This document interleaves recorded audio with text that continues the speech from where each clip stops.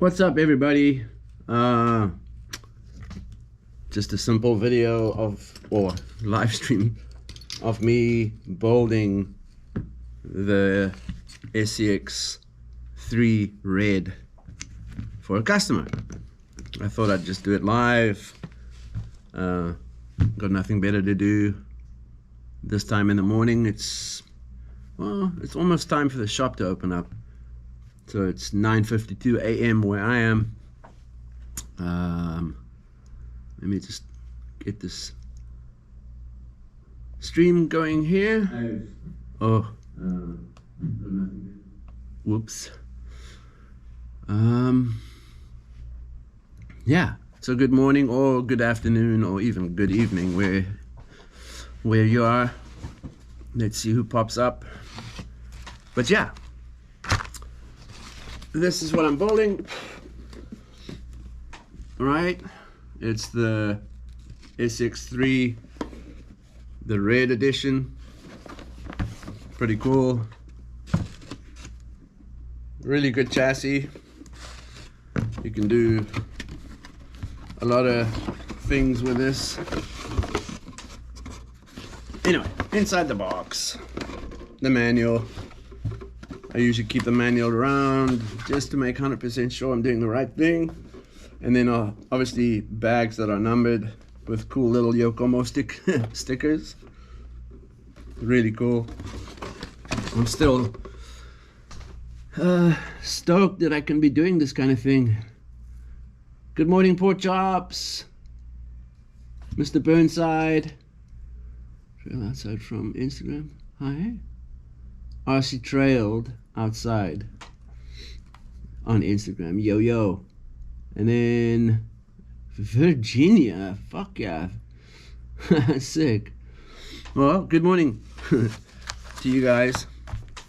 My comments over here pop up a little later than this guy's going, so you know, that kind of thing. Okay, I'll show you what's in the manual. This is a parts order list. It's got all the different parts for the YD-2S. So all of this is unfortunately in Japanese, and it gives you, you know, the price of certain things. Yeah.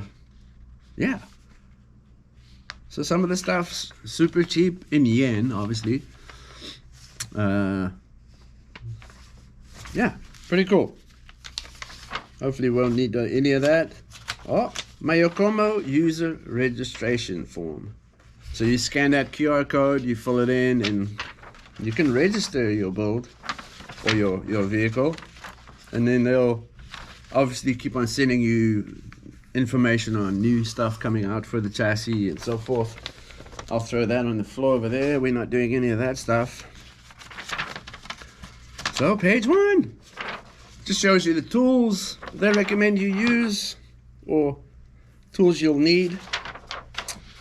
And then the rad thing with these chassis, or with the Yokomo build book, it shows you bag 1 and what is in bag 1. And pretty much if you take bag 1 and open it up and you place the little screws over the top of that, it'll be exactly that size, which is pretty sick if you think about it.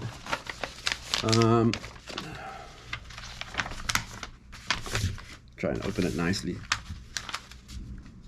Anyway, so I have my trusty tools here. They were custom made for me. Pretty cool.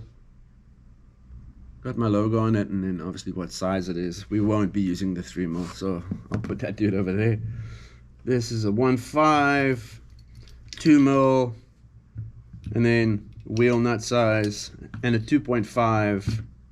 So 1.5, 2mm, 2.5. Yeah, we will be using those. And then the smaller hex nut, which is a 5.5mm, and then the 7mm. We'll use that, and then I obviously have a hobby knife that's been destroyed. Nice and blunt. And then I have my trusty, if I'm lazy, with a 2mm and then I have a 1.5 for that. Be careful of these guys. They can cross-thread your stuff, and then you'll hate yourself afterwards. Anyway, first things first, the beautiful chassis plate. Kind of stiff, not really, but yeah, so. But as soon as you've put everything on here, it braces. The top plate will brace it from front to back and pretty much side to side. So that's what we'll be using. I gotta just find bag 1. That's bag 2. There she is. I'll be back. I need to give you paperwork. Yeah. Come on. This one here? Yeah, little baby box, yeah.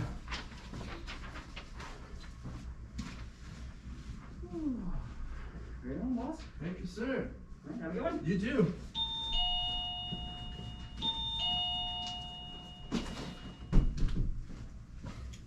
I should also add in real quick that unfortunately this is a shop and I will have people come in and out. I'm very sorry about that. I wish I had some free time where I can just, well, I shouldn't wish that, because then the shop will not be open, and it's got to stay open so I can help people. Anyway, bag 1. Everything's being thrown on the floor. So, bag 1, you have your front and rear toe plate, right? You have your little 1mm spacer to space it off the deck. And then some hardware. And these little posts are going on your chassis so that the battery lockdown goes on your chassis. Simple.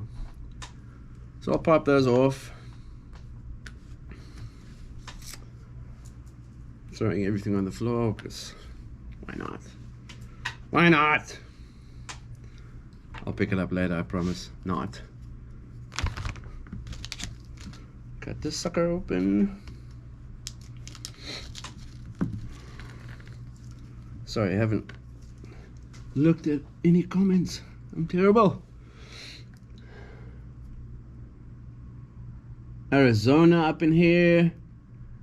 Myrtle Beach. Oh my god, what an awesome place. I love Myrtle Beach. Love it. While you're building,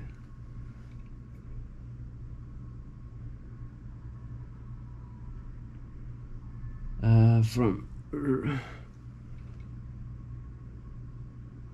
Jorge or Mr. Burnside himself. What's up, Afro? How long you been growing? This guy, man. So I had it super long for quite a while. It wasn't as bushy as this. I had it long, and then, so the way the beard works, man, is if I lose control, right? If I get super pissed off and ready to, you know, get dumb, I have to cut it off, right? So, I've got quite a bit of a head injury when I was younger, and that destroyed, you know, who I am. Like, it fucked me up real good. And then, yeah, they had to operate on me and fix my skull and all kinds of shit like that. And luckily I survived. And then, yeah, it gave me anxiety like a mother, like super bad anxiety and just super bad. You know, whatever. So, let me just screw this in.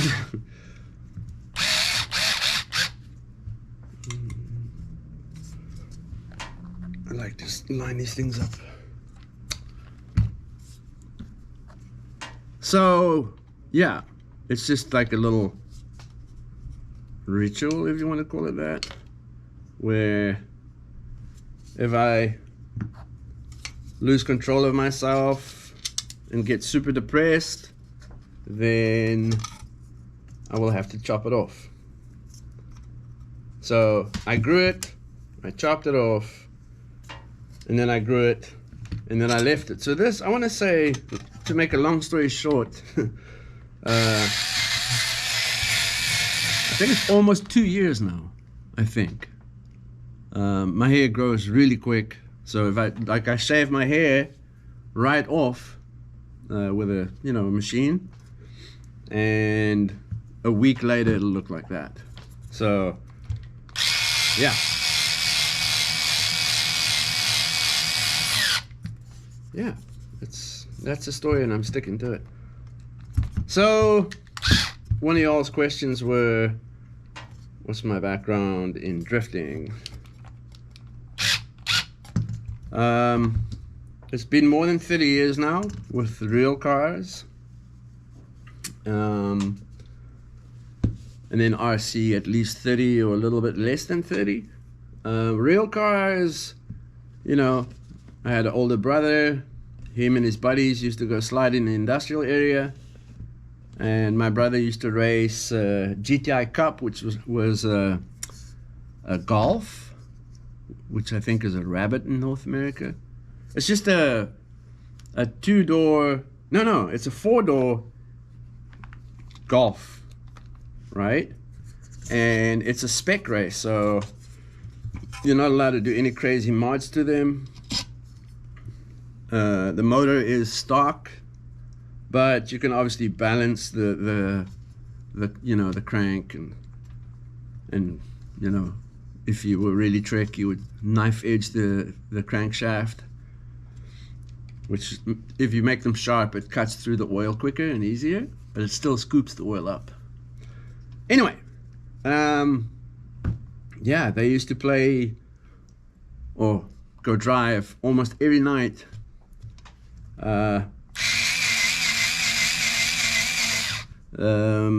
My brother's friend used to drive a BMW 325, just an old box style, like I think it's not a,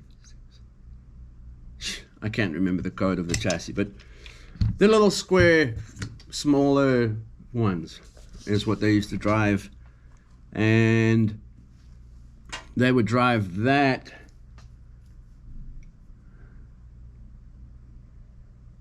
All right, Chris, take care there, buddy. Yeah, Don, a red one today, also for a customer from the US. Can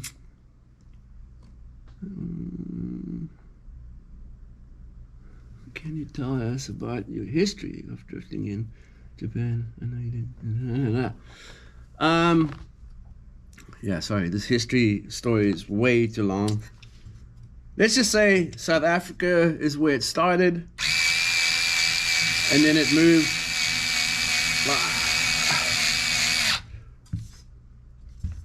It moved to the east by helping some people and working with some people, because at that time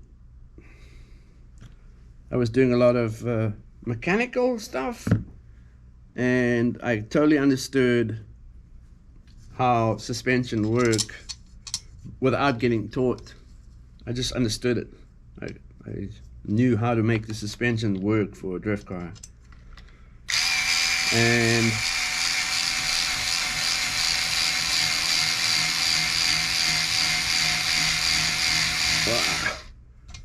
anyway, it went to the east, then back to South Africa. From South Africa to the US, worked with a couple of guys in the US, and then got invited to judge the World Drift Series, which is in China.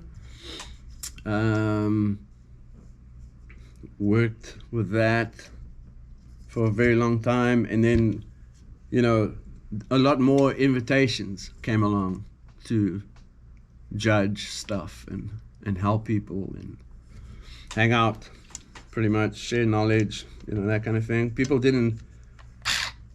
A lot of people didn't like to share and still don't like to share knowledge. I prefer to help and make everybody strong, and that way we'll make more people get stronger by giving them information and.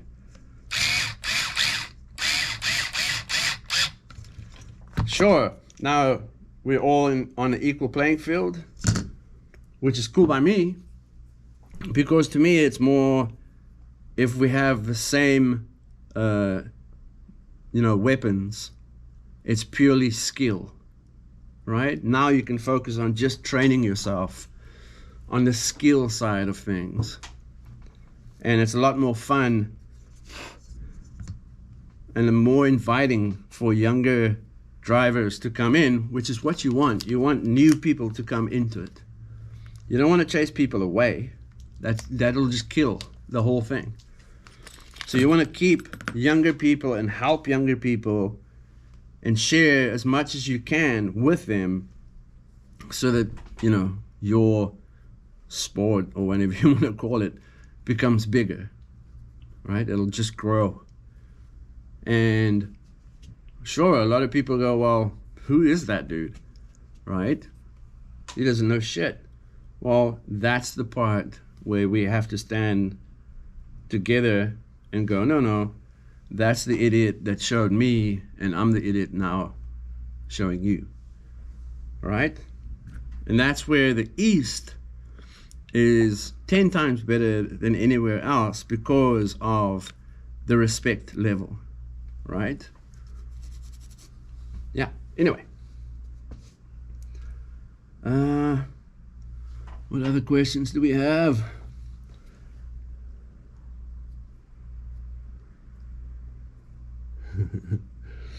Yeah, I wouldn't say a suspension technician.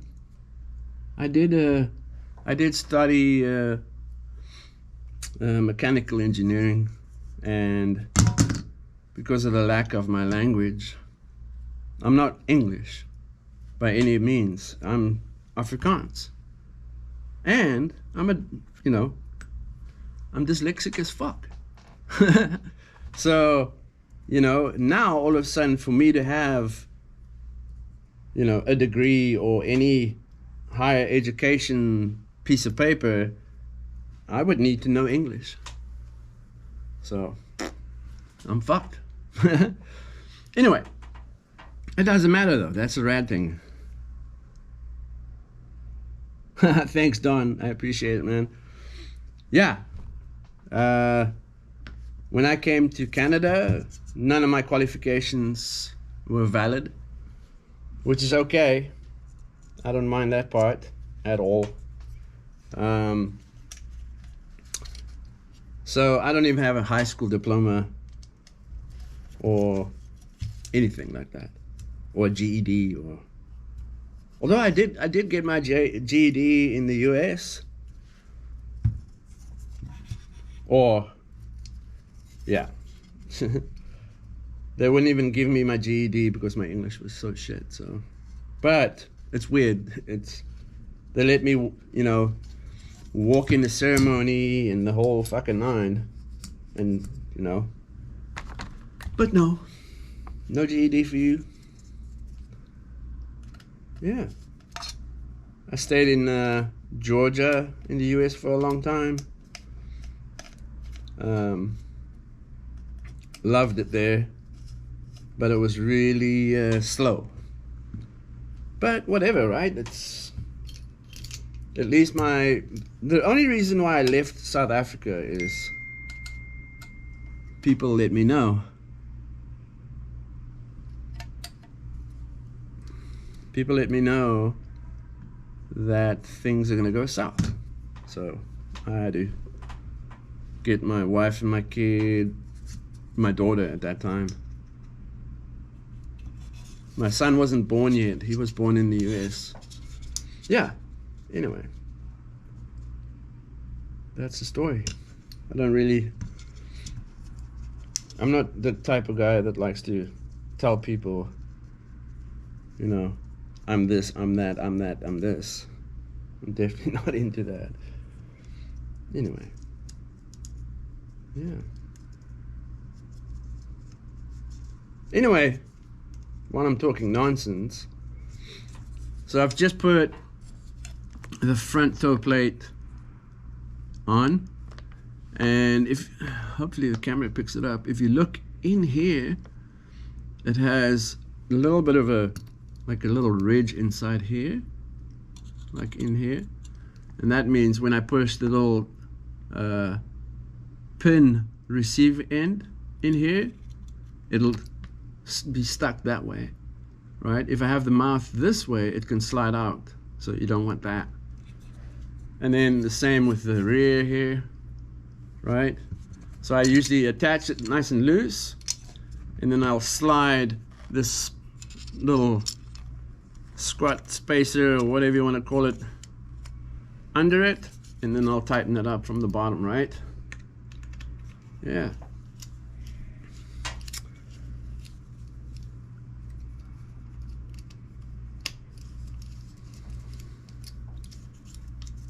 There you go.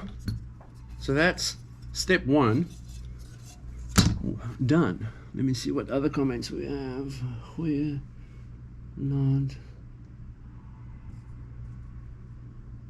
Hey, even South Africa is on here right now. Cool. That's bag one. So now bag two. And this is the rad section, because you get to see the whole slide rack system and everything in bag two. So I'll open it up and show you what's in there. Come out. There you go. So more bulk up ends, tons of them. We're only going to use certain ones out of this whole sprue here. And then little baby bearings, right? Your slide rack, this will be pushing against the slide rack so it can slide smoothly. And then some spaces where the bearing will ride on. These are actually cams, so as you turn them, they'll go forward or back, so the bearings move more or away. Really cool. And then some little ball ends, obviously. And then the little tow rods, and then some hardware so that we can cinch down the slide rack. So that's the slide rack right there. This is the brace that it sits on. There's the carbon fiber bits that'll ride on top of the bearings, so the slide rack can't slide up or down. It just rides over the top of the two bearings. Really cool. Super smart idea. Yeah, I love this design. I absolutely love it. Beautiful carbon fiber bits. And then this guy will sit on the slide rack. It'll have a ball end on it, and your servo will attach to it, so it'll push and pull the slide rack left and right. Sick. Really awesome. Just get all this stuff out of the bags. Might as well get it all out so I can go.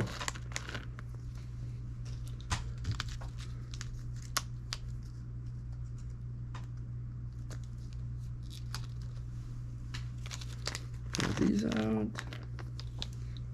So little bearings out. Oh, my screensaver's going on.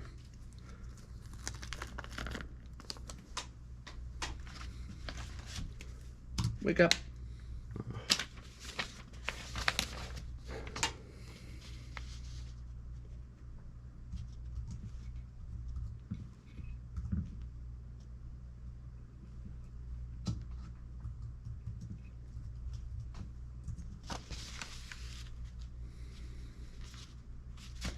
Anyway, I should get that screensaver removed somehow.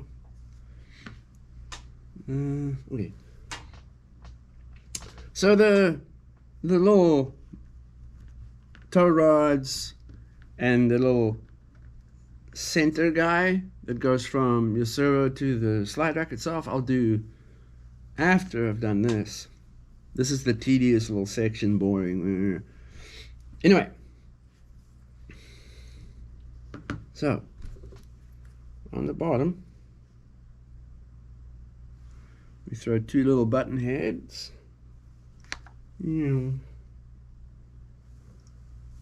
Where did I put it? No. Oop.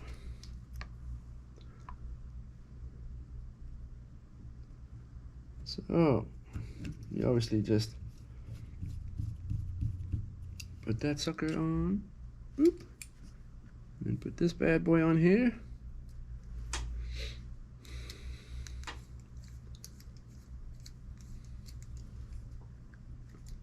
So you throw the bottom one on. You don't throw on both, because as soon as you've got both on here, there's no way to get the bearings in between them, right? So now you go and grab these little cams, which is kind of difficult to show you, but that's what it looks like. On the top of it, hopefully the camera will see that, it's got a little nick, like a little mark in the top of the head, right? And that is little arrows, so you have to point them to one another to move the bearings as close as you can. Let me see the replay here, see if you guys can see it properly or not.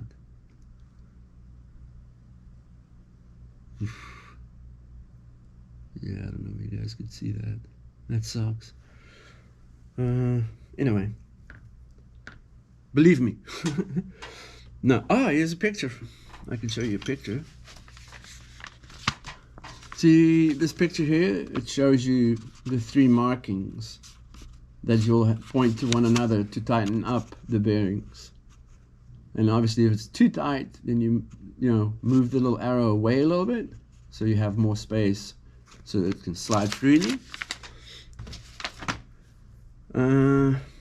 Anyway, so you take these two bearings and throw it on the little cam. I don't really know the right word for it, but whatever, right?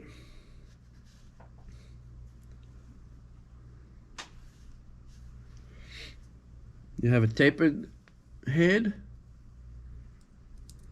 You throw it through here, throw that dude on there, and tighten it.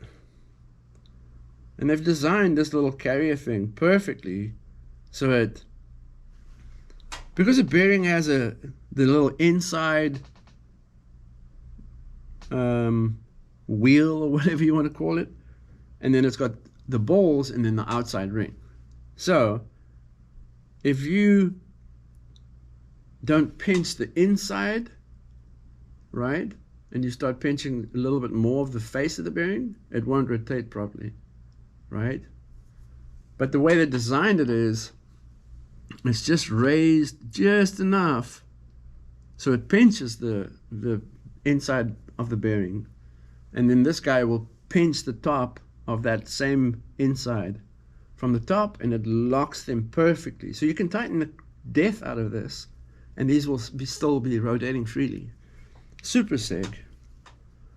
And yeah, you can throw little shims in there and da-dee-dee-dee, but the way they design it, you don't need to.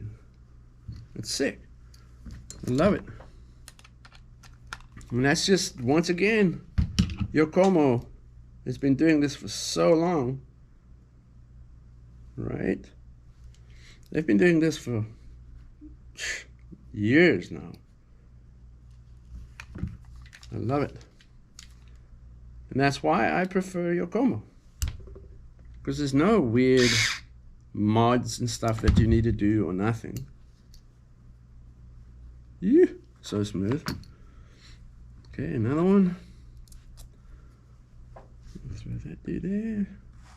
Throw these two bearings on here. There you go. I'll hand tighten this one just a little bit, and then we'll throw the rack in, and then we'll put the last one on. Okay, so that one's nice and loose. And there she goes. So already it's hyper smooth, and I haven't even tightened this one, and I don't even have one here. But it's already, if I push down on this, it's just running on bearings. So sick, man. Once again, Yokomo going to another level here. And there's companies copying this design, obviously, but it's never going to be as good as this. I just want to get this little mark that I was talking about earlier exactly where it needs to be.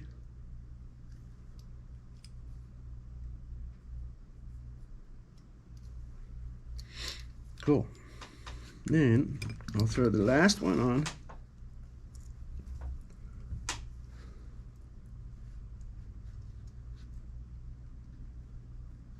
Oh, come on, go on there.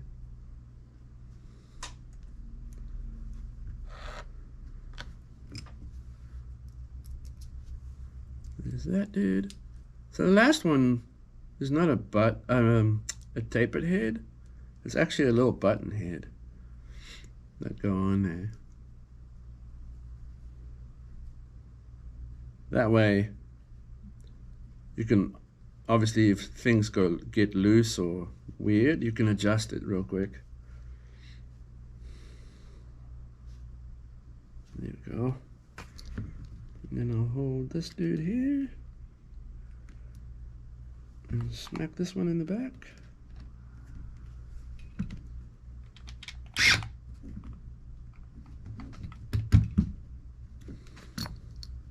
Nope, not perfect.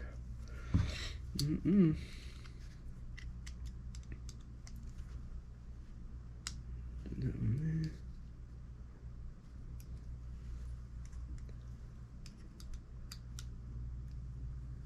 Don't rotate, man.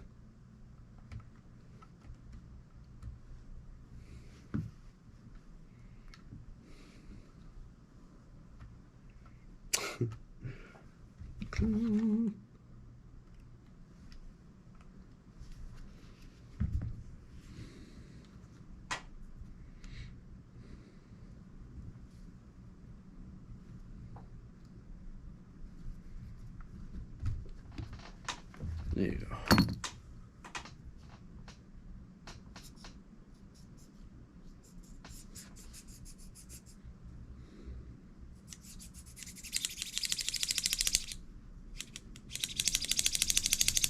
I'm just doing that to make sure it wears in. Everybody aligns themselves properly. But there you go, there's the 3 bearings. And then obviously the slide rack. And it's half moon shaped, so it gives you even, right? It evenly steers itself. If it was straight, yeah, you lose a lot of clearance and stuff. And at some point, it'll get kind of twisted instead of rolled. So yeah, that's why. Now we'll throw the top carbon plate and sandwich it.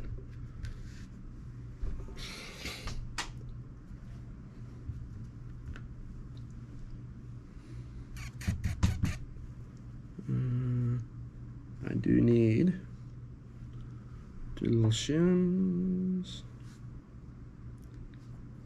There's one. What did I do with it? It's probably still in that bag that I threw on the floor.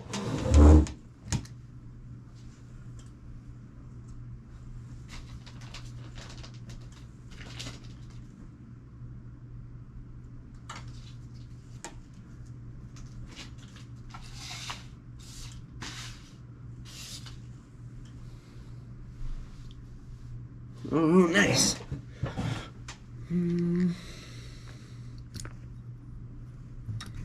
Where did it go? Oh well, now I need to grab another one.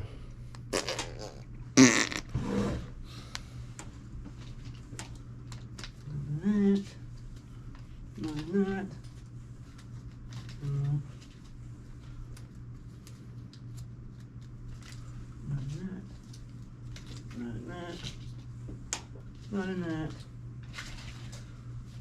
Anyway, to tell you the truth, you don't really need it there, so I'm not gonna put it in there. Mine one, I didn't put them in there because I thought it kind of made it a little bit weak, like putting a. So it's this little dude here. Oh God. This little guy here sits in between the carbon and this piece of carbon. Yeah, no need. Don't need it. So I'll throw that and that.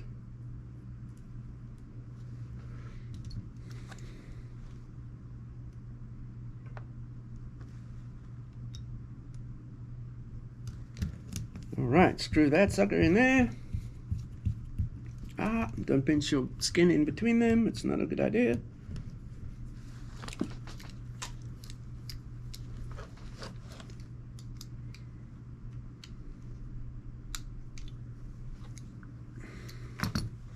Okay, there's this guy, right? Then you have a ball and a nut.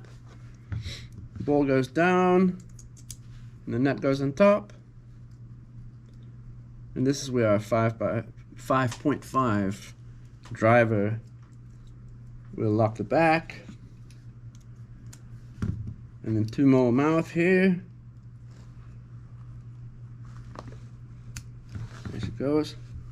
And that's locked. Cool. So there's the ball, right? So the servo, if this is sitting on the chassis, well, it's upside down actually. It sits like this on your chassis, right? And then your servo will sit right in the middle here, and it'll have an arm pointed this way, or your servo horn pointed this way, with a ball here connected to there, and it'll wipe left to right like that. Pretty sick. It's such a cool design. It's unreal. And then I'll throw these ball ends here, which is going to be for your toe arms. We'll throw it on the bottom hole.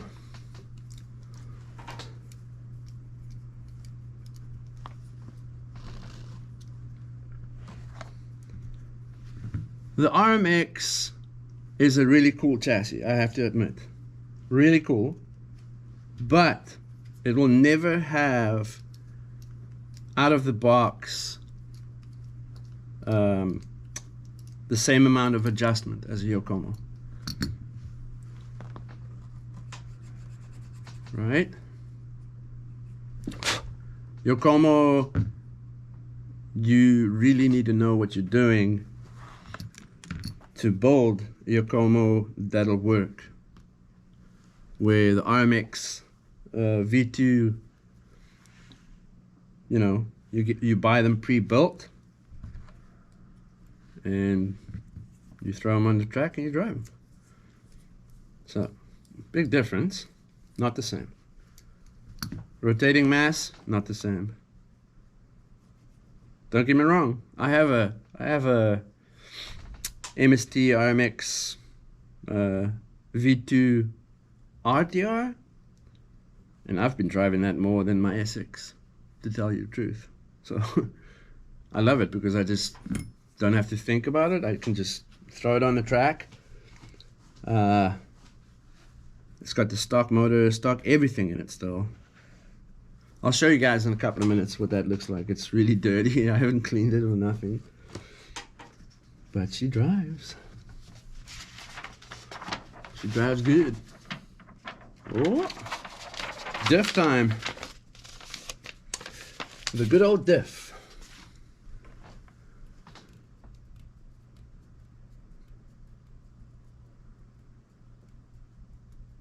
Yeah. Yeah, RMX kit is not the same. Not the same as the YD-2, man. It's never going to be the same quality. Don't get me wrong, I don't mind MST. I don't hate MST. I have one for myself. I think I've got more MST rims than any other rim, to tell you the truth. No, I lie. I do have a million Tetragen rims, because that's who I use. But, yeah. There's no way that MST will ever be at the same quality as Yokomo. Anyway, so diff fluid, gear grease. I never use this. I don't see the need to have this. So I usually just put it on one side. So here's your differential, right? It is a differential right now. So there's nothing wrong with having a differential, but you know, out of experience, having a solid locked rear end, it's always going to have the same constant acceleration. We don't race these things. We're not trying to, you know, play with fluids and stuff. Nobody has the time for that. We don't drive competitions. I don't care for competition. I drive to drive as hard as possible. So I usually open this up and hot glue the inside of this. Definitely. And that's what we'll do. So it's got 1.5 Allen keys here. Let's use this guy here.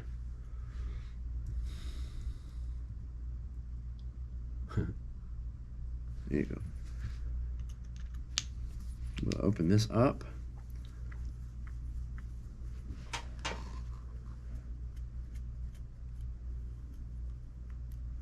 Yes, I have seen a DS racing. They're sick too, man. I mean, on the end of the day, it's how you set it up, right? It doesn't matter if you have a D-like or a Yokomo or, you know, DS Racing or Tamiya, you know, whatever you can think of. Eagle Racing, they make some sick stuff. Really nice, anodized. And their price point is very cheap. So, to tell you the truth, on the end of the day, it's how you set it up, and that's all. That's all, that's all. Doesn't matter what company you like or love, it's set up, set up, set up, set up, set up, set up. Right? And that's in real cars or RC or Mini Z, whatever. Doesn't matter what. Okay, I'm gonna take you guys with me so we can go find the hot glue gun.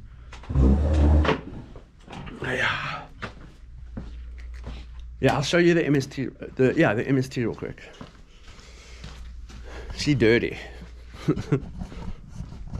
She real dirty. And there she is. Right? She is dirty. And the tire wear on the back, I haven't even changed it. I couldn't care. It's a very simple seat time vehicle. Like I say, I just throw a shorty pack in that sucker, which is these little... That car with this battery, right? 3 hours of non-stop drifting. It's crazy. It's so efficient, this thing. I haven't even changed the pinion gear to a bigger one. So rocking down the main straight here, you better cut that corner real close and then run super wide and then dive in towards the Afro emblem down there. You got to know what you're doing with it. Hot glue gun, eh? What did I do with it? What did I do with it? I got a engine hoist in my garage now. Pretty cool. Oh, a can of red spray as well. There you go. Yeah, these girls are still talking about this Jay-Z, and she's working on the dragster. Yeah, my shop is hyper dirty right now. Mr. Hot Glue, what did I do with? Aha! Hello, buddy. Hey, there you go. My trusty hot glue gun. Yeah, so I usually hot glue the diff. That way, if we decide to start running fluid on a different traction, like a carpet or something, which I'm never going to do, but yeah, that's what we can do.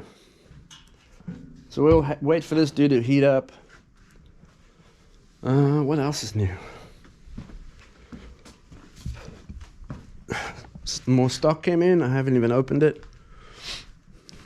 There's my other Yokomo chassis, which is just a normal YD-2E, but with crazy hop-ups done to it. So it's got the aluminum wipers in it, and then this crazy servo brace that I put in it for the fun of it, aluminum shock tower, stock big bores in front, and then old big bores in the rear. I'm rocking these Sky RC Toro ESCs now because I can't find any Yokomo ones. But it's fully programmable. It's got boost, timing, all that crazy stuff. Yeah. So I got to finish this thing at some point. This is a shop car, so people could come in and rent it and drive it. And then same as the MST, it's a rentable vehicle here. Pretty cool. And then I'm building this Franken crawler for a buddy of mine. Yeah. What else is in here? Well, that's for a customer's car that needs to be fixed. Another customer car down there that needs to be fixed. Yeah. And then some Formula 1 stuff. Here's all the YD-2Es. There's my MSTs. And then HPI old school rims. And then Proline and Overdose and that kind of stuff. Light buckets, sorry. Wings, big bore shocks, different harder coils. And then some custom goodies. Like the Afro interfooler. And then MST tires over here. And then outside Yokomo, like asphalt. And then carpet. This is what we run indoors. Yeah, and then some engine bays and stuff. And then plastic models and stuff. And then crawling rims and shocks and dual foams. Crawling tires. Crawling bodies. Bodies over there for drifting. Or for whatever you want. Some hoodie tools. 1/24 scale stuff here. Traxxas lights and body mounts from Proline.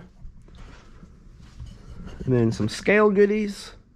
Some more Traxxas and all kinds of goodies. RC 4-wheel drive chassis and stuff. The racing side of the world. So all the crazy hoodie lubricants and stuff. Traxxas shock oils, traction compound, Formula 1, dragster, GT spec, and then touring cars, glue, traction compound, and then some GT foams. Here's my poor 6x6 body down there, the chassis over there. What else? My side-by-side. Yeah. These are real concrete barriers. They're made out of, yeah, concrete. But that one, I smashed the slash into here. There's some more of them there. I need to build this whole wall with that. But as you can see, the burnout marks with a slash. Accelerate, get off the gas, still hit that thing. That's on a 3-cell. Yeah. And then the little miniature crawling track that I need to finish. Yeah. Anyway, this guy's sleeping on the job. He's just standing here like that, working. Anyway, I think that hot glue gun should be warm by now. Let's see. Let's see. Let's have a look. Ugh. Let me just plug in this cable here. That way I know it'll stay alive. There you go. Hopefully you guys can still see.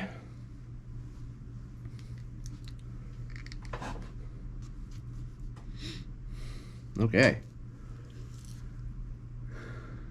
So, if you open the diff, it's got the spider gears, right? So what we're doing is we're pouring hot glue in here.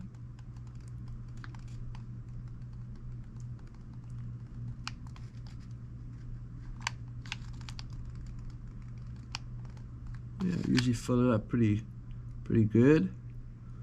And hopefully the spider web. And then I usually give it a little rotation, which will make the spider gears pop out a little bit.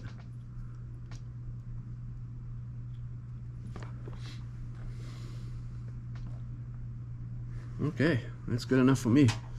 And then there's the gasket with the other ring gear. And it doesn't matter how you put this. Yes, there's a little dot on the back end here. Same with this one, but it really doesn't matter. There, I put it on top and I squish it down. And then I'll bolt her up. You don't have to bolt these tight, just make sure it's snug.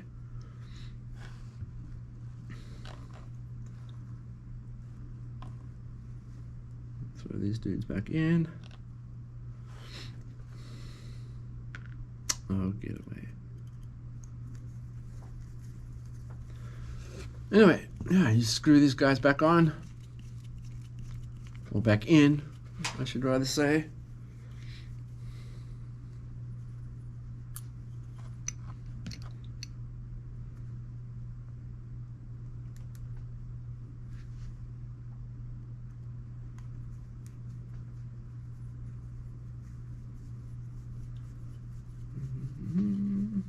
Screw that one in.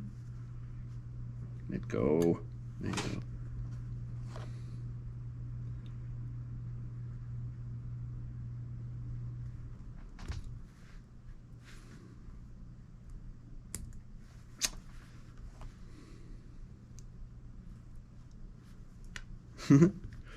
It's being a punk. So what happens is the hot glue will go into where the hole is, or where you need to screw it into. If it's hardened up, just take a lighter and heat it up and it'll be nice and soft and you can go. Right? Because hot glue works with temperature. That's how hot glue works. It's just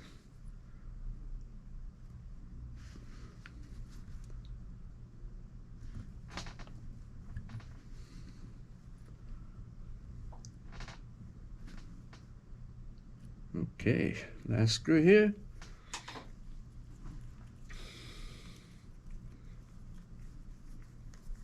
Most of that mountain and all that stuff is built with hot glue.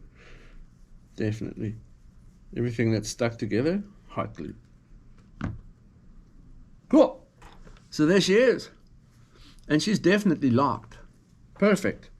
One locked diff. Just gonna unplug this sucker real quick. Yeah. There you go. I don't need it anymore. We'll throw it on the floor. Cool. So, one diff done. Now, we'll do the diff casing, which is super cool. Bag 4. Throw that. So the sad little pinion that they provide you with, it's only a 20. right? You need at least a 25 to a 30 to, have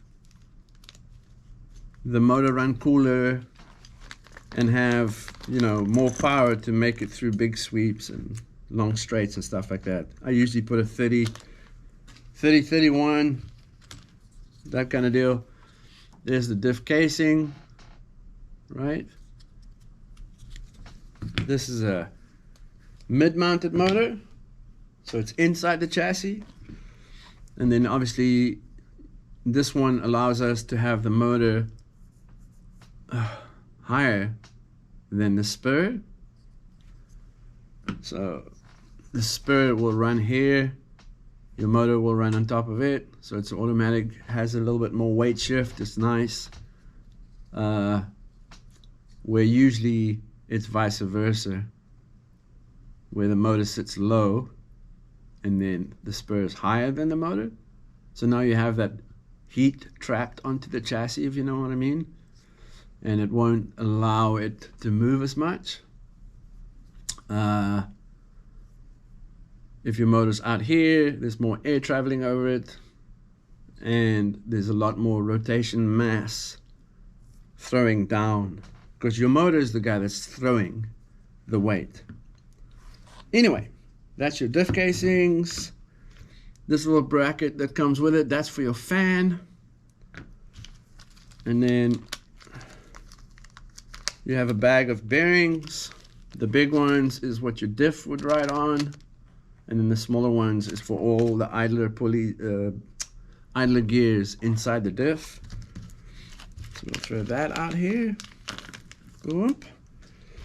And then this bag here is all the bolts you would need to sandwich the casing together. Come on out. There you go, they're all out.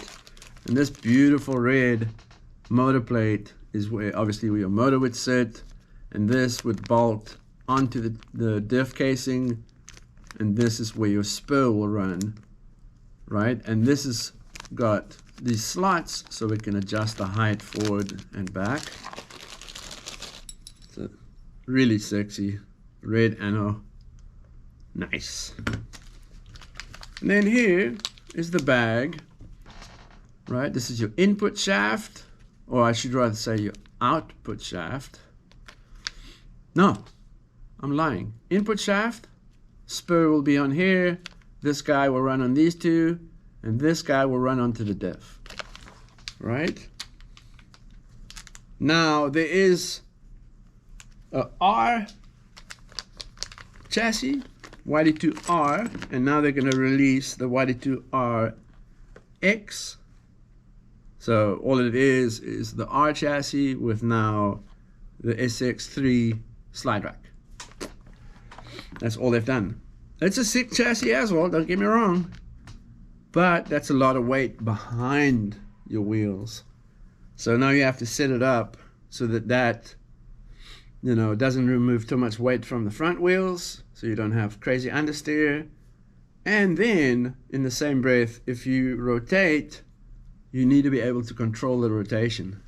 And with the weight back there, it's pretty crazy. Okay. Let's go with this guy, right?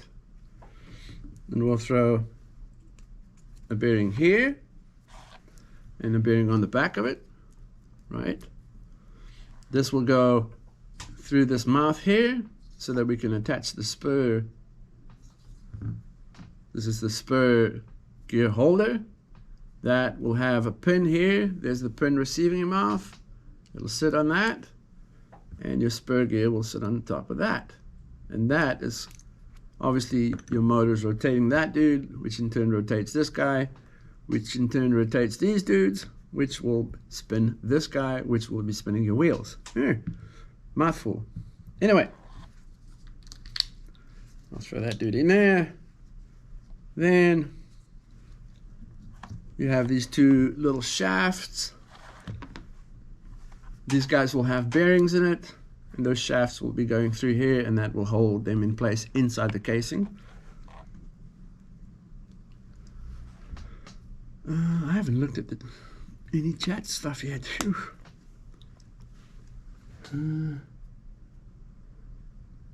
BD7s are sick, yeah, for sure.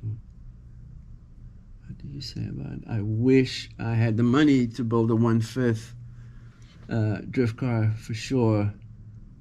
Yeah, Drift Manji, I like the Toro because it's super tunable.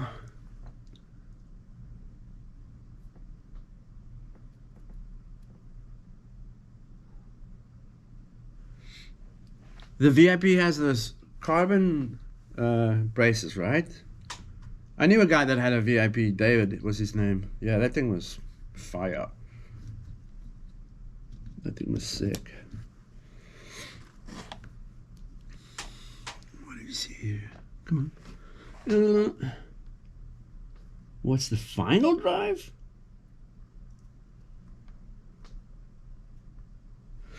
The final drive is, I don't know. That's the kind of stuff I don't care, right? I know what I've figured out what gearing works with what, and then that's it. Like I don't even measure. You know, like people do setup sheets and stuff like that. I've got no idea, no clue. I don't know what the camera is. I don't know what the toe is. I don't know. All I do is I set it up to make sure it works. I never measure anything. Anyway, pretty sexy. There's all of them in there. So remember, the spur would be on this side. It'll be spinning it from the motor, and it'll be spinning them together, which then this rotation mass and the motor and the spur is all designed to force the chassis onto the track or onto the surface, depending on where you're driving. Yeah, really cool. So we'll throw this bad boy on here. You'll see there's like a location pin here. It'll sit in there, and it's got a little bit of a raise here, which will seal all of this together. So it's pretty much a dust-proof casing.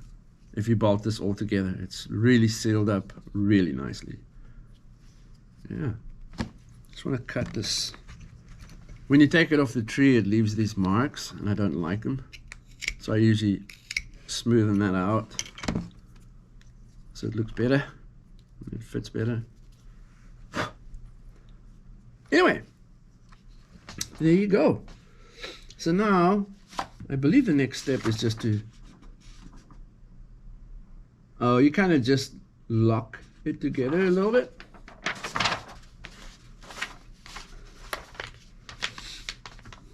Yeah, don't be like that, dude.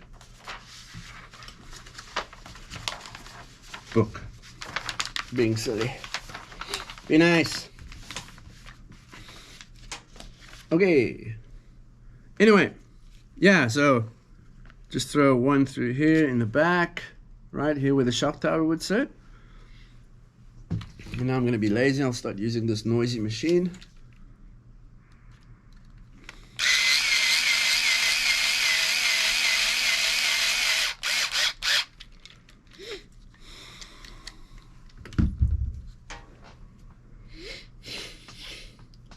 Yeah, I guess I can throw all the bolts in.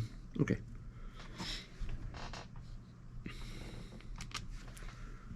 So it's all these little button head screws that you need to throw in here. And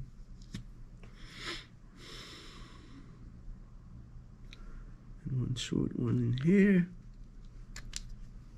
1, 2, 3, 4, 5, 6. There's one missing.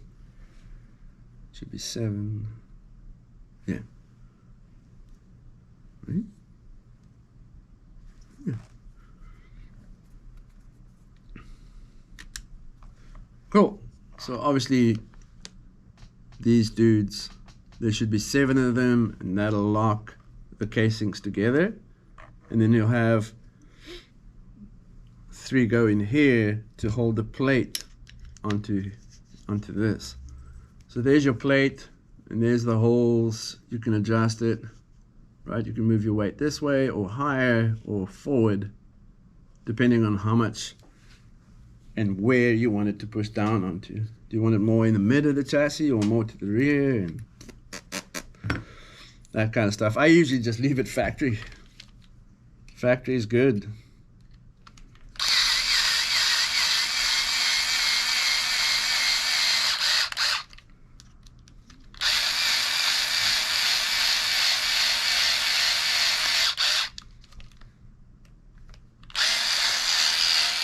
Yeah.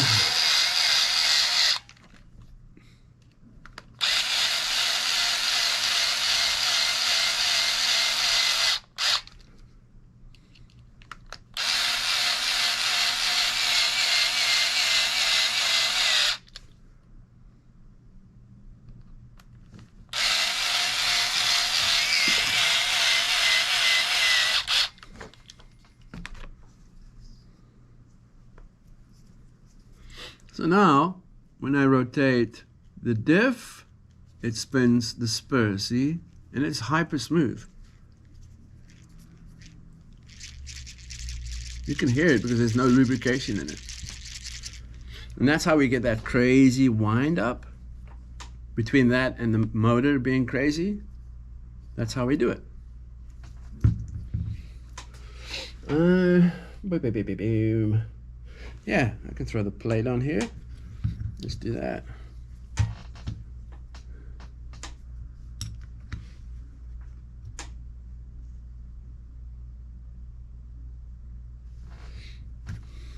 And that'll be 4 button heads. One here.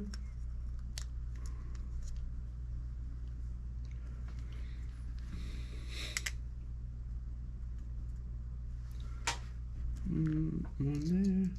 So I usually just put 2 and then I'll put the other 2.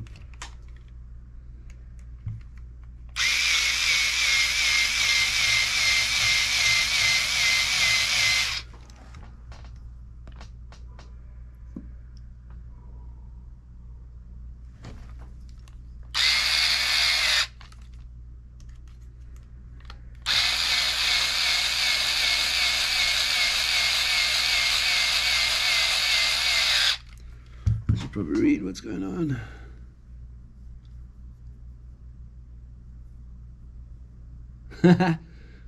Cool, buds. Yeah, Art. I think a red one's sexy. What's up, family? I believe this might be a car putting together for me. Aha! Yes, it is. Hey, Gene. Yeah, this is your car, buddy. So now you're gonna see me fuck it up. No, I'm joking. But you must also consider the amount of teeth on the gear. Oh, you guys are talking about final drive. Anyway. Yeah, Gene, this is your baby. There's your chassis. Ooh-wee. There's your transmission or diff casing or whatever you want to call this. Here's your sexiness. Haha.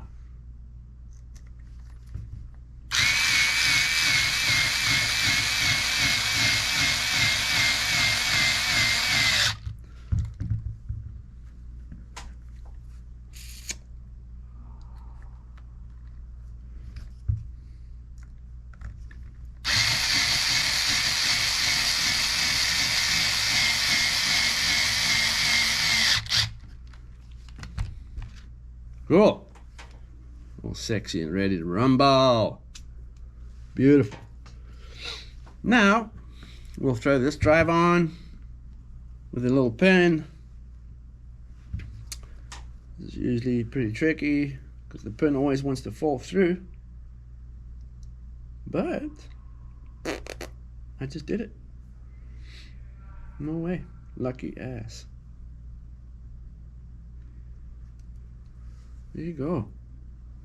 Now I've got to just throw the set screw in here.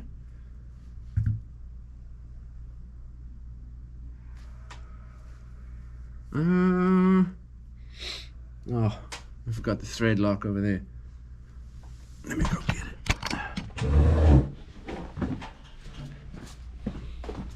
There's always something that I don't grab, and that's the good old blue thread lock. This is the stuff I use. Works wonderful. It's just sticky enough to you know, keep the stuff in place, but still not so much that you can't pull stuff out of it. You know, if you made a mistake, you can still undo it without destroying the pinion or the set screw. So yeah, just a nice little drop on here. Boop. Just a nice little blue drop. Eee. Don't ever use the red stuff, man. The red stuff, you'll hate yourself. Red stuff is for high temperature, heavy duty stuff, man. There you go. That's golden.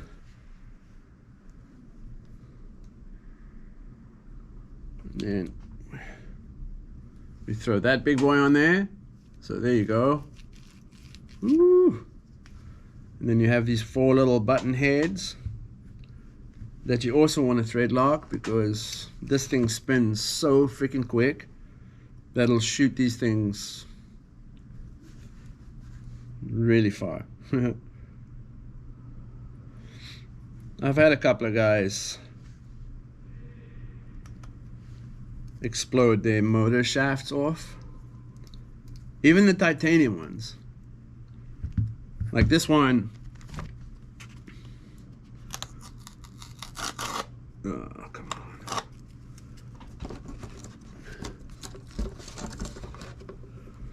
So this is the Type R. The R is for high revving, but it's got a titanium shaft or motor comm. And yeah, I've seen people snap that off by running too much boost. Yeah, it sucks. It's to get another commutator is pretty freaking expensive. Yeah, so that's the part where you need to know. Too many boosts is not a good thing.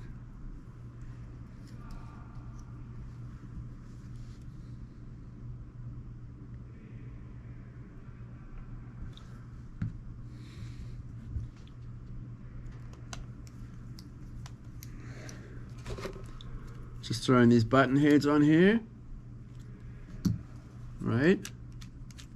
That's what holds the spur onto the drive. Oh, forgot to put Loctite on this bad boy. Come on now.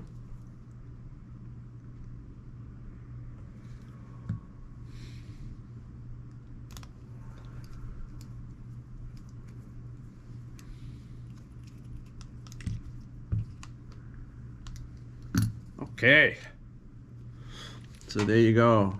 Spin the diff, spin the spur. Boom, boom. Now, the fine little bag, you have the baby 20-turn pinion. We're not going to use it. It's lame. You got the 2 button heads, 2 little washers, and a set screw that goes with the little baby gear. So these 2 are to put the motor on. Where is the open spot? It's sealed. Factory sealed. Now, this motor, man, if anything is sexy, this baby is. Right? Look at the ventilation on the can and on the front. Even the little rear vents. And then it's got a manual adjustable timing, right? So you just undo these three lightly and you can add more or remove depending on, you know, if someone's quicker than you and you just quickly want to have a little bit more timing. Anyway, so I usually orientate or move this motor so that these guys are more pointed to the back, because we throw the ESC on the back of these, right? And that's what the plan is.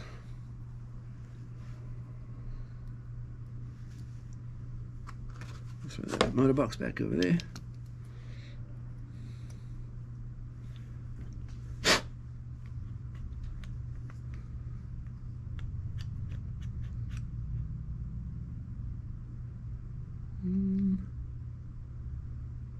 No, it's too much.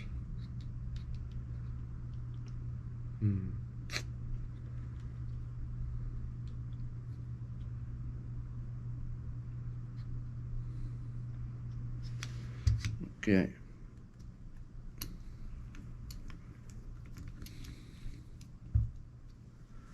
Lightly, I won't tighten it just yet because I need to put a pinion gear on it.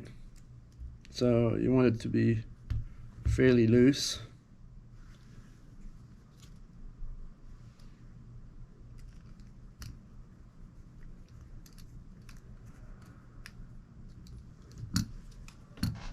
There you go. A little tight. There you go. Nice and sloppy still. But there you go. That baby's in there. Right? So now it's still nice and loose. I can put the pinion on and then make sure the lash is good and then tighten it up. Dope. Alright, I'm gonna take you with me again because someone didn't get the pinion before he started making a live stream, right? So here we go, Team Associated Racing. So it's a little lightweight but strong. So the rotating mass, there'll be a lot within the motor, but the gear will spin a lot easier, if you know what I mean. Oops. Cool.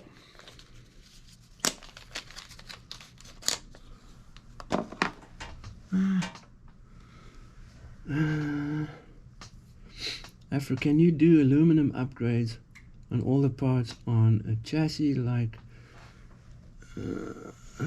one, or is it a waste? Yeah, I wouldn't even do all the aluminum upgrades to this chassis. You just don't need that much. Like the lower control arms are plastic. It's just a lot better that way.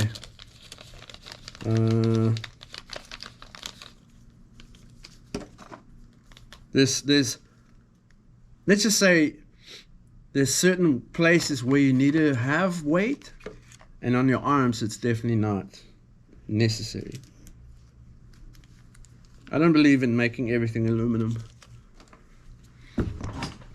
especially if you driving super high speed track and something horribly goes wrong. Aluminum bends like that, and the thing with aluminum, you can't bend it back, right? So if you're rocking outside in a parking lot somewhere and you accidentally, you know, clip a curb or something like that, it sucks. It's horrible. Don't get me wrong, aluminum's very beautiful, but yeah, you'll hate yourself.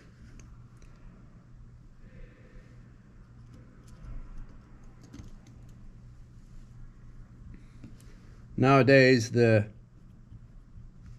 plastic stuff's not really plastic anymore. It's like fiber.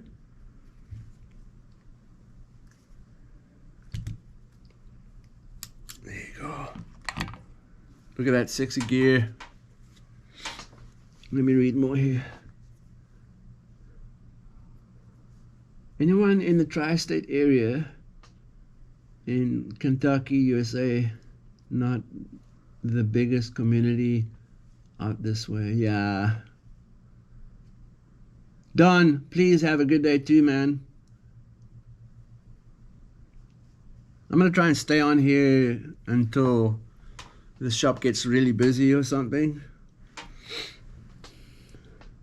What tooth pinion? Usually like a 30. This one's 30. Right? So it's a 30 on an 84. Anyway. Now, very easy. We take a piece of paper. I'm going to tear some of the booklet. Sorry. Okay, so what I usually do is, you know, this guy's pretty loose right now. It can move around and do all that good stuff. So I'll wind this in here, right? Apply a little bit of pressure to it. Right, roll it around, and then I'll tighten it down.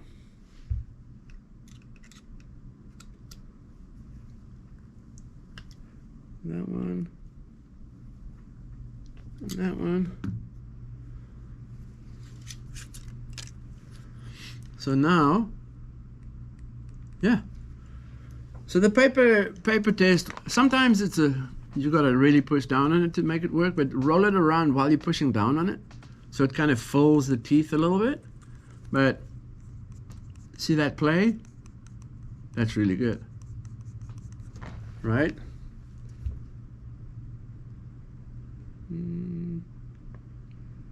Yeah, it's too much play. I don't like that. So I'll wind that in again. If that's too loose, this guy will slap the teeth off the spur, like instantly. It'll eat it off. And it looks like it's snowing outside a little bit, which is pretty cool. Finally, we have snow.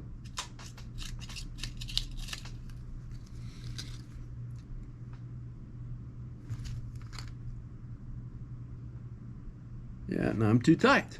Ay, ay, ay. Too tight, same thing.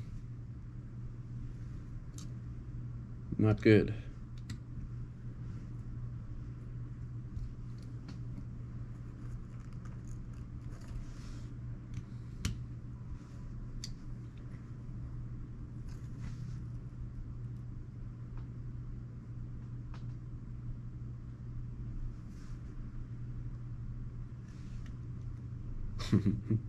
No, my hands are in the way. Come on, dude. Don't be like that.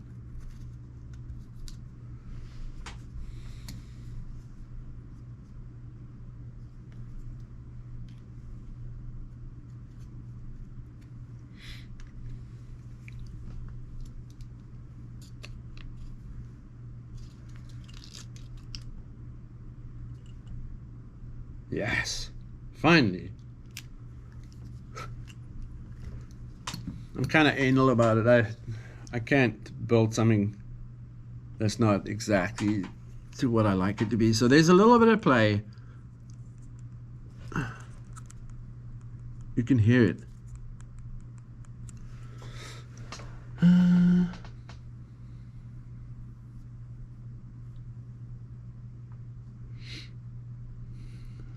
Could Afro do this blindfold? It seems to be a second nature at this. Thanks, thank you, dude. Yeah, Arma, thank you.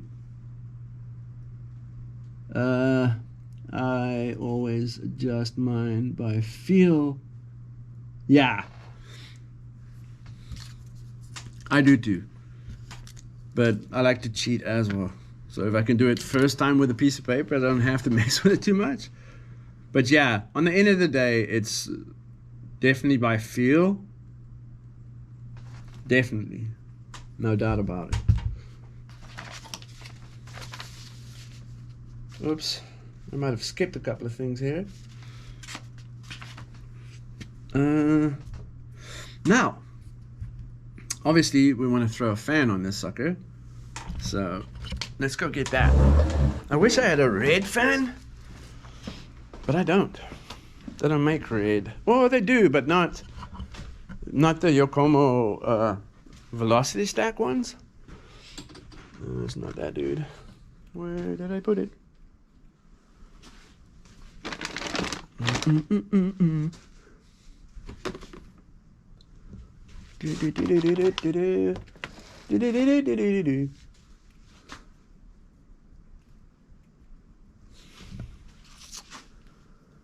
I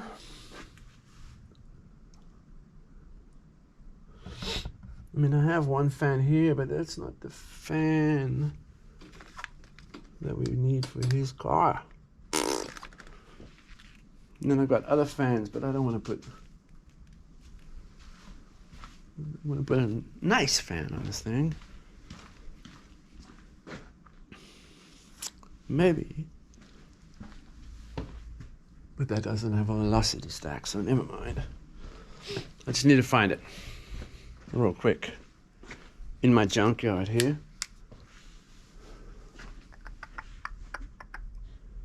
That's all X-ray. That's not it. That's not it. I should put this under the counter.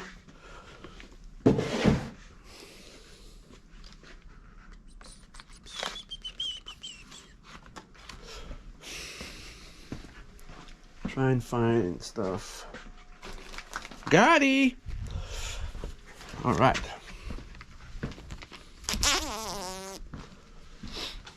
So, I'm rocking this. Or he will be rocking the Yokomo RP /033. So it's got a bolt-in velocity stack on it. It's really nice. That's what you'll be rocking. So it's got a velocity stack already, but you can obviously add another one on here if you really wanted to, but you don't need to. That's a nice thing about it. So this guy will be holding this fan right in front of his motor right here. See, it has two holes here, right? So that's where we'll be rocking a fan. Really cool. And that's what we'll do.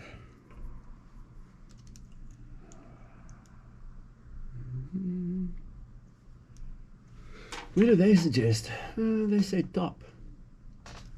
Okay. We'll listen to them. Throw that in there.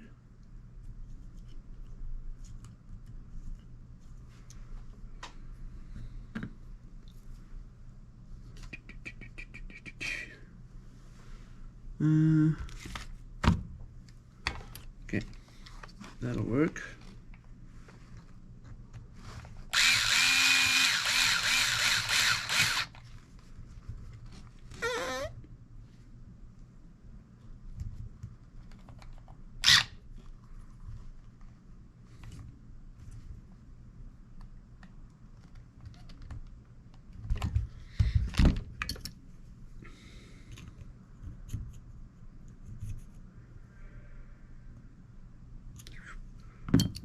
It's tied, all right.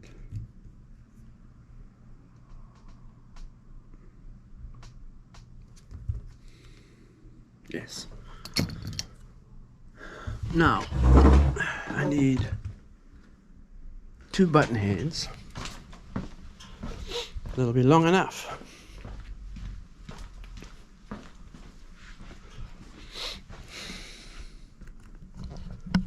Long enough to go through here. Gotti. Nice.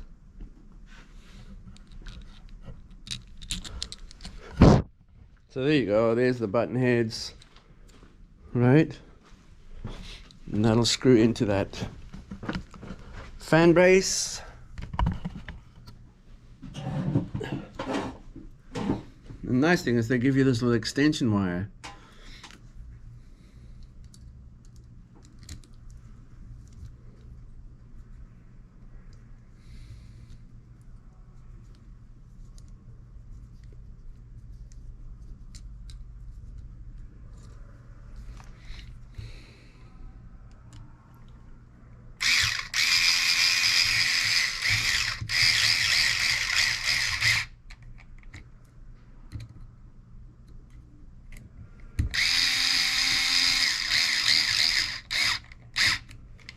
There you go, guys and girls.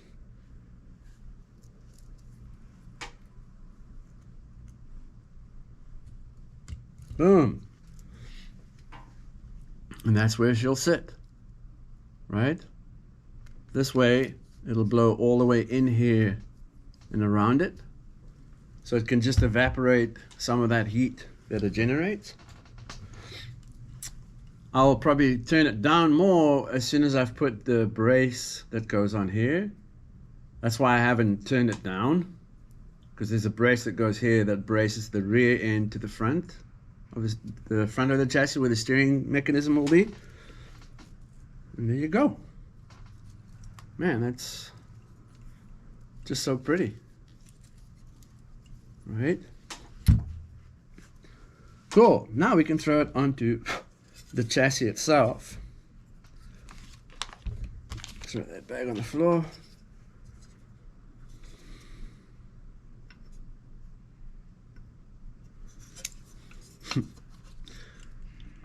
There you go. It's crazy how they designed this too, man. Like, right here is where that toe plate needs to sit. Like right there. Pretty crazy. Poor guy that had to sit there and go, wait a minute, I need to have this there and that there, and crazy. Respect to those dudes, man. I wish I had the time to start designing my own stuff, but I can't do that because, well, not that it's a bad thing, but I can't because I have to run a shop. My shop is my life, a good life. It's given me an opportunity to meet great people and help people to enjoy the hobby and to learn about the hobby as much as it's done for me, man. It's priceless. Priceless, priceless. Right, now I have the opportunity where I can hang out and talk to you guys.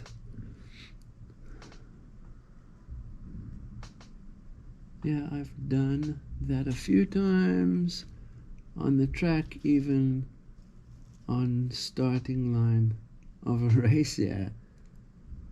What length screws do you use for the fan? Woo! I know it's 3M. I think it's like a 20 millimeter or 25 millimeter screws. How about anything that'll fit?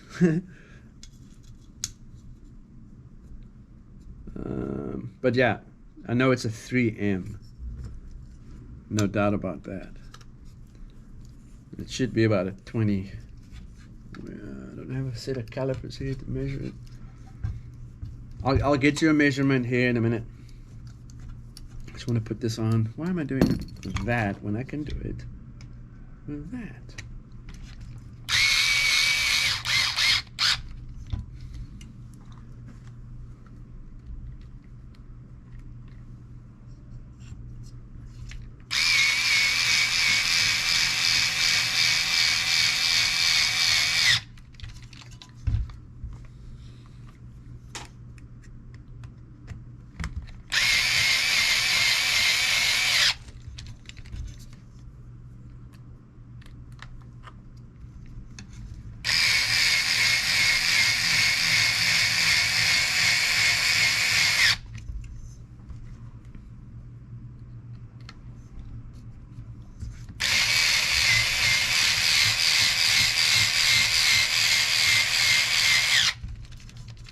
There you go.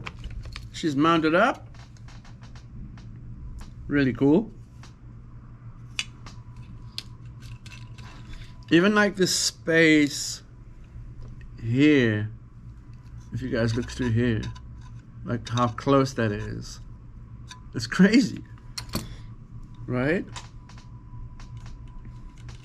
It's insane, the precision and how much of this they shaved off for these guys to hang out so that your arm can squat and droop as much as possible. It's dope, man.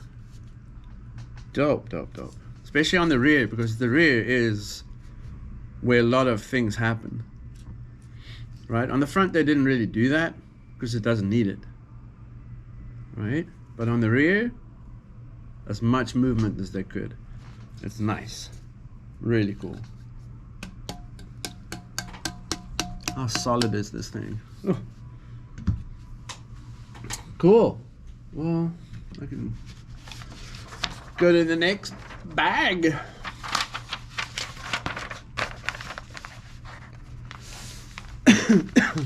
Bag 6. Bag number 6. Got bag 7. Come on, bag 6. Where are you? What's bag 6 in here? No, it's not. Oh, I know exactly what that is.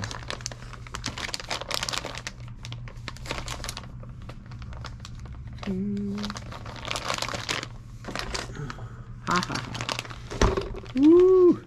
Here comes all of the sexy bits. Like all the really cool anodized shock towers and the whole bracing for the servo and all that sexy stuff. Oh man. Alright, I'll try and show you what's in this bag. Your rear shock tower, right?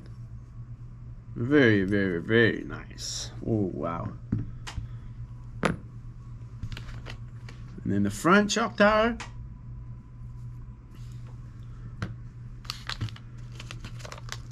Now here, I don't quite understand this part of it, but hey, that's just me.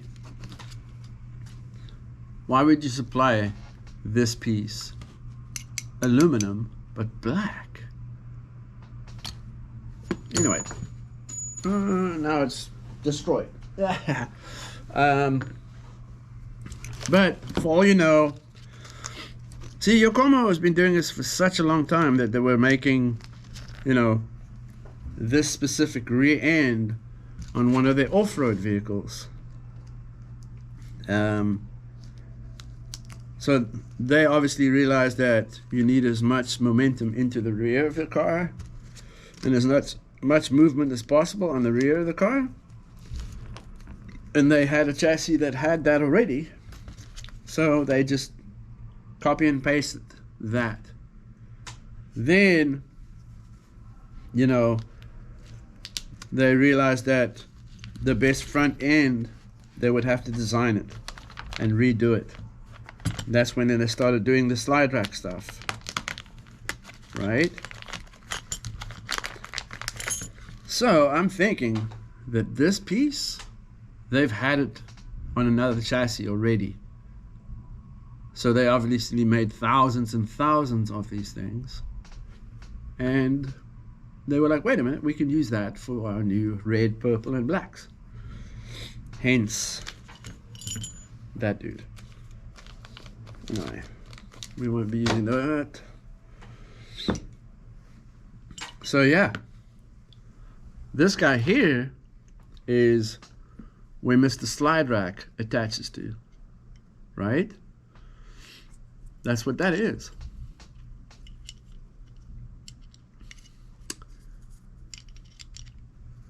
So hopefully I can hold it so you guys can see it. Anyway, see those two holes? They align with these two holes. And it'll sit right in there. There's your slide rack, right? And that'll be hanging like this. This will be mounted onto your chassis. and then this baby here will be right against this, and then that would lock all of these guys together. And then this is your part of your shock tower where the pins would sit for your top A-arms. And then we have some beautiful other shock mounts and hardware to mount this all together. There you go. So I might as well screw this into here. That's out of my way. Button heads in here. Let me put this button heads in here first. That way it'll be a lot easier. Yep.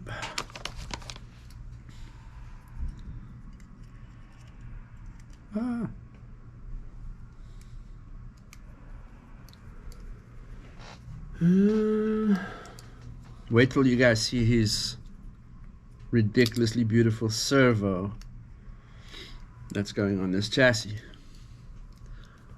It's a Yokomo servo, fully programmable, and has been programmed the same software that they were running in the 2019 World Drift Championships.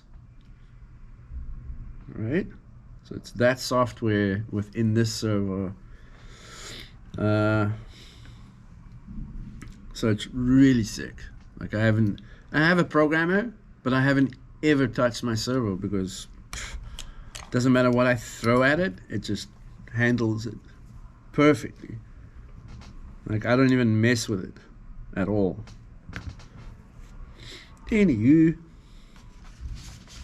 let me just make sure I'm not making a boo-boo. Sure. Okay, I'll pop it out of the box so you guys can look at it. That's what it looks like. Hobby knife. Cut the seals open because it's sealed from factory.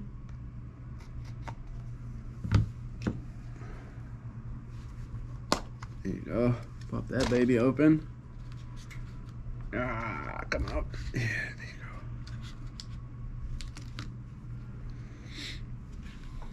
you go. So very, very sexy. All right. Really nice.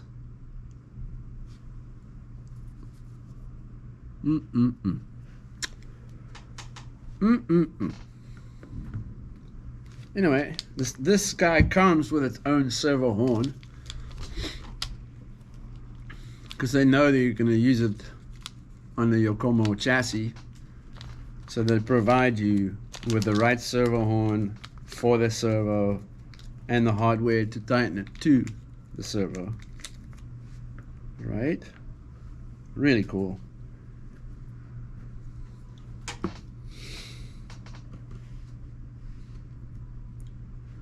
Now, this guy will be laying inside the chassis, right? Not sideways like this, straight up and down or front to back like that. Boop.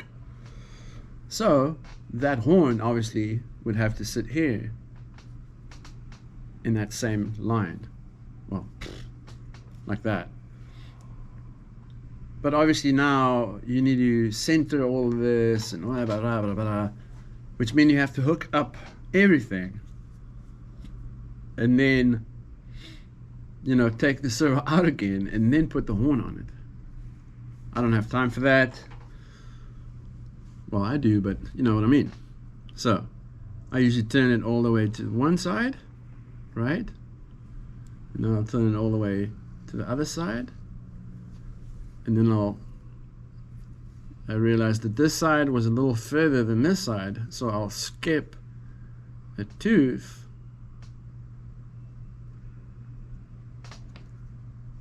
Okay, maybe that's too much now, so I'll turn it. Yeah, so now it's just gone. Yeah, seems like that is the deal. All right, so there to there, the teeth are pretty big, so if I skip one to get it higher, it'll be more here now and less here. So we're never going to turn this much as far as I remember, so that's good. And that is how I find the center. Now we'll take this 2mm button head and we'll thread her in as tight as I can without destroying stuff.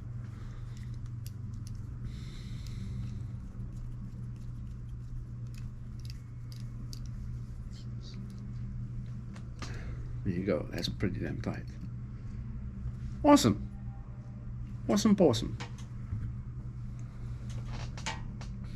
Now, this little bad boy right here goes on here. Oh, oops. And that gets 2 little button heads.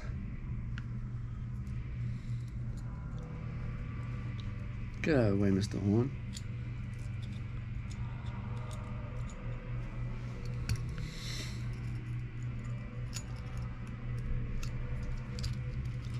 Oh, come on. Tricky.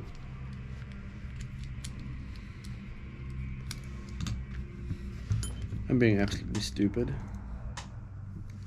So, if you're having a hard time, just thread these in here first, just a little bit.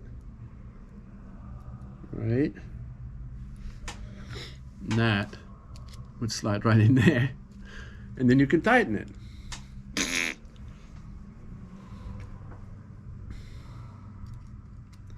It's almost time for me to take a break.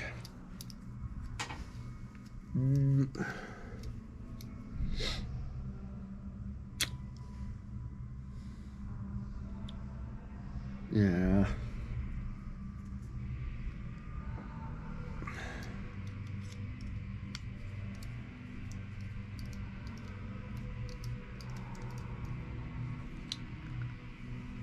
There you go. So there's this guy. That's one of the... So this is to the front of the nose, and this will attach to the rest of the steering mechanism. Like that.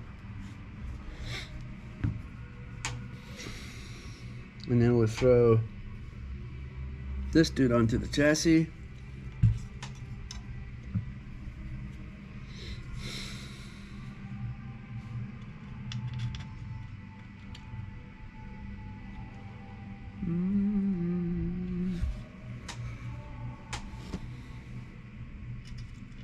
Taper head here, and a tapered head there.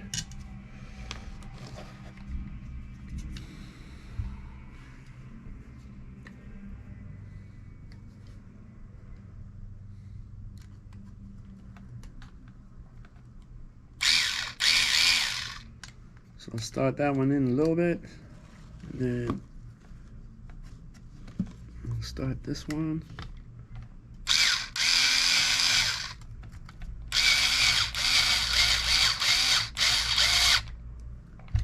Nice and tight. Nice and tight here. So there's that guy. This baby would sit on top of this, right? And that's what we'll do. Button heads with some washers. Throw this guy on the side again.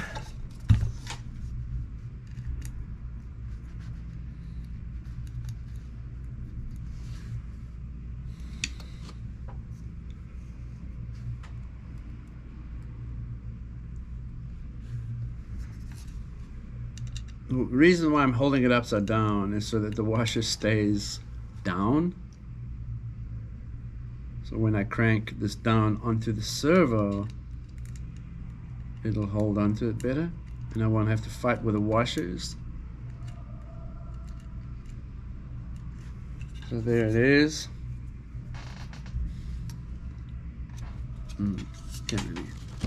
So here the washers are nice and down, so I'll slide that on there. right, and hold it in place, and then I'll flip it back on its side, and I'll crank down on it. Oh, I've got it the wrong way around. Really smart. There you go.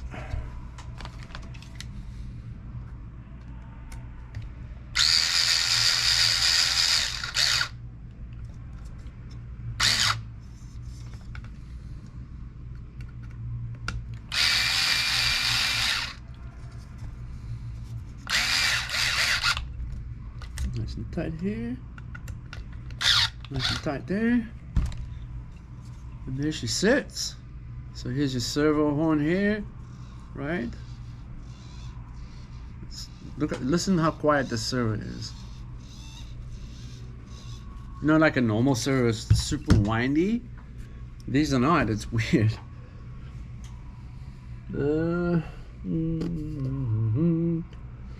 Now I need to throw this ball in here.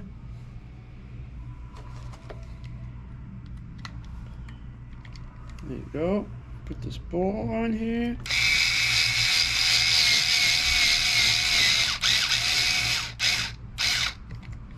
Cool. And the ball's on.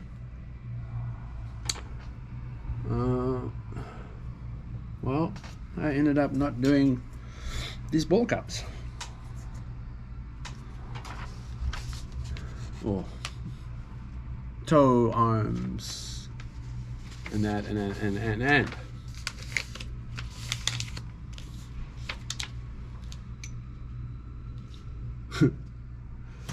Anyway, now let's throw this whole slide rack mechanism on here.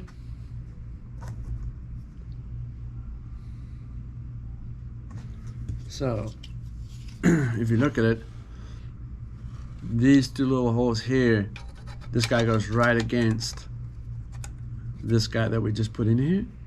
Goes right against that, right? And then between this dude and here, this gets locked in place. I'll show you how. Let me just start little screws in the bottom of the chassis real quick. Put that one in there. That one in there. And I'll just hand start it so it can stay in place.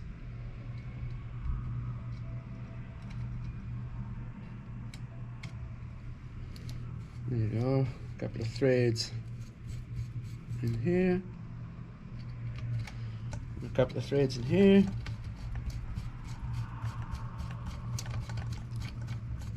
There you go. Okay, so there it is. This guy we just put on here, and this guy is on here right now because it's part of the servo, that whole system. Now this guy, remember I was saying where it'll have the pins for your top A arms or top camber arms, if you want to call it that. Well, those 4 holes are these 4 holes here. So it goes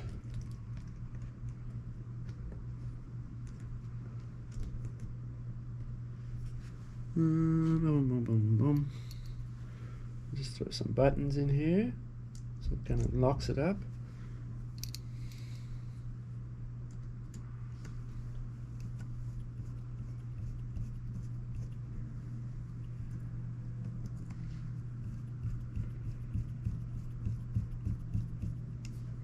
Okay.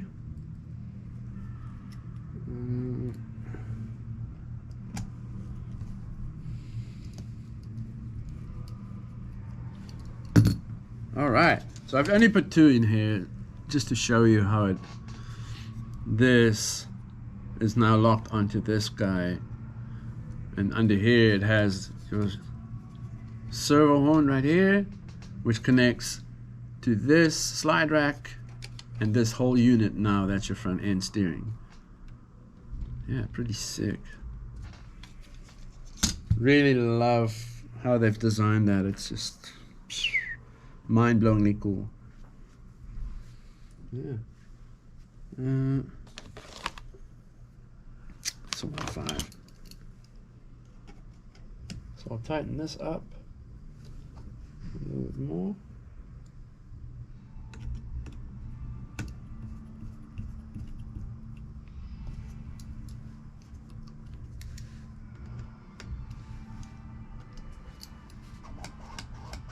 And then I'll tighten the bottom up.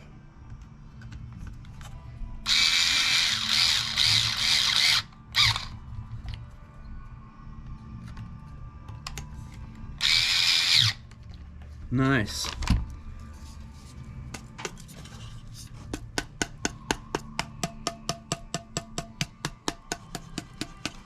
Solid. Nothing except for the wires. Just so solid.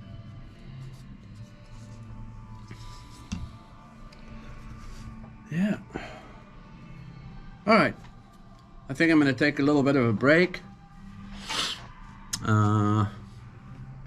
What's the last comments?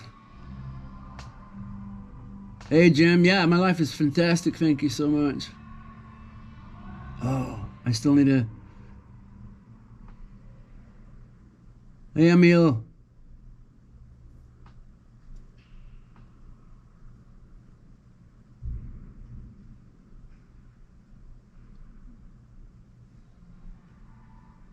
I'm busy watching myself over here. You know what? Yeah, I'll be back on in about 30 minutes, and we can continue building this amazingly beautiful car. Right? So sexy. I almost want to take my one apart and rebuild it. Just because. Ooh, don't chew the wires, man. Yeah, that's all.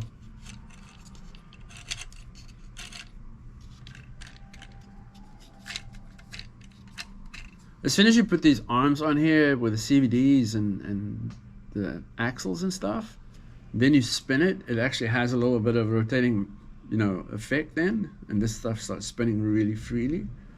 It's crazy. Yeah, they should have made all these red, like that dude, that dude. Although you can't really see this brace part here, but I know it's there and it's not red. Sucks. And you can buy the red stuff, but now you're spending an extra X amount where they could have supplied it to you. But anyway, whatever. I don't own the company. I just support them. Anyway, guys, I'm gonna jump off and jump back on in about 30 minutes from now. Thank you so much for watching and commenting and stuff. I need to figure out how the chat would stay visible so I could see it move, and you know, I can try and read it, because it's weird, it's just not visible on here. Anyway, guys, thank you so much for watching. Peace. This is not the only way to do this. I don't have the authority to tell you how to do things. I'm just showing you what I've learned and experienced and the way I do it. It's probably totally wrong. Who knows? But these cars seem to work. So yeah, like I say, I do really appreciate the honor and opportunity to show you guys on how I do this. I'm out of here.